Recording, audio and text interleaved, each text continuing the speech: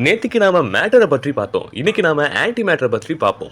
Anti matter என்பது மேட்டருக்கு நிகரான சக்தியும் அளவும் கொண்டிருக்கும். ஆனால் அதன் பண்புகள் எதிர்ப்புறமாக இருக்கும். அதாவது மேட்டரில் புரோட்டான் பாசிட்டிவா சார்ஜ் ஆகியிருக்கும். ஆனால் ஆன்டி மேட்டரில் புரோட்டான் நெகட்டிவா சார்ஜ் ஆயிருக்கும். மேட்டரில் எலக்ட்ரான் நெகட்டிவா சார்ஜ் ஆயிருக்கும். ஆனால் ஆன்டி மேட்டரில் பாசிட்டிவா சார்ஜ் ஆயிருக்கும். அதனால அதுக்கு பேரு பாசிட்ரான் என்று சொல்றாங்க. நியூட்ரானை பொறுத்தவரை அதுக்கு எந்த சார்ஜும் இல்லாததால் மேட்டர்ல இருக்கிற மாதிரியே ஆன்டி மேட்டர்லயும் சார்ஜ் எதுவும் இல்லாம இருக்கும். ஆனால் மேட்டர்ல இருக்கக்கூடிய நியூட்ரானுடைய சுழற்சிக்கும் ஆன்டி மேட்டர்ல இருக்கக்கூடிய நியூட்ரானுடைய சுழற்சிக்கும் வித்தியாசம் இருக்கும். நாம வாழக்கூடிய இந்த பிரபஞ்சத்தில் ஆன்டி மேட்டரை நம்மளால கம்மியா தான் பார்க்க முடியும். நாம பார்ட்டிகல் ஆக்சிலேட்டர் எனப்படும் கருவியில் 2 அணுவை விட சிறிய பொருட்களை மோத விடும்போது இந்த மேட்டரும் அதனுடைய ஆன்டி மேட்டரும் மிக சிறிய எண்ணிக்கையில் உருவாகும். அங்க நாம அதை பார்க்கலாம்.